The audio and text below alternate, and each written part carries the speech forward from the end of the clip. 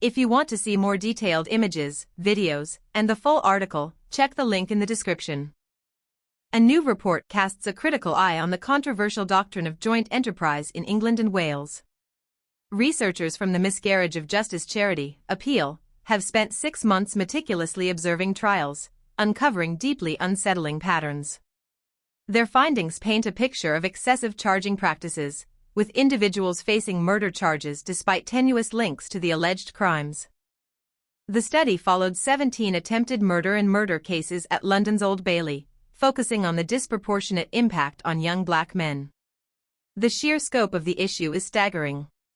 The researchers highlight instances where evidence was described as weak, even non-existent, raising serious questions about the fairness and accuracy of the legal process. One particularly alarming case involved 7 boys charged with murder, where the prosecution's case against 5 rested almost entirely on their mere presence at the scene.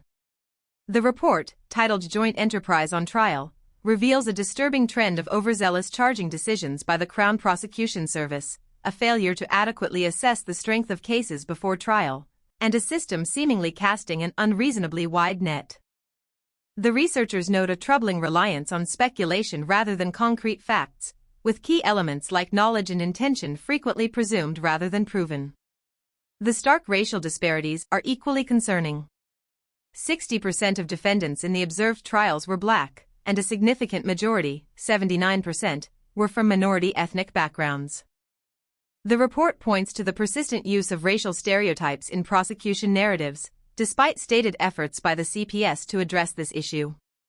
A striking discrepancy emerges. The only trial where almost all defendants were white also saw almost all granted bail, a stark contrast to the experiences of defendants from minority ethnic backgrounds. The conviction rates, too, tell a compelling story. Only 8 of 33 defendants explicitly identified as secondary parties charged with murder or attempted murder were convicted of the respective charges.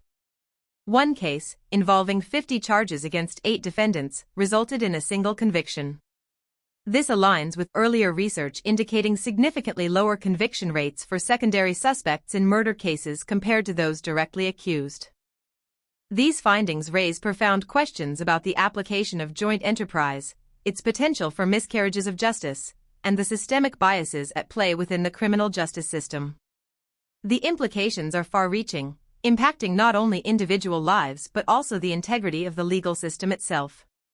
The report's author, Keir Monteith KC, describes the findings as seismic, adding further weight to concerns of institutional racism. He calls for an immediate halt to prosecuting young black men based solely on their presence near the scene of a crime. This investigation unravels a complex and deeply troubling picture. But the full extent of the researchers' findings, the detailed case studies, and the wealth of raw data remain untold. To access the complete report, the unredacted evidence, and all the compelling details that shape this crucial conversation, please visit the link in the description below and check out the comments section for more. We urge you to dive deeper into this critical analysis and form your own informed opinion on this significant issue affecting the English and Welsh justice system. The full story, the complete narrative, and the unfiltered data are all waiting for you. Don't miss out on the chance to learn the whole truth. Explore the link in the description and comments section now for a complete understanding of the issues discussed today. This is a story that demands your attention, a story that needs to be shared. The fight for justice depends on it.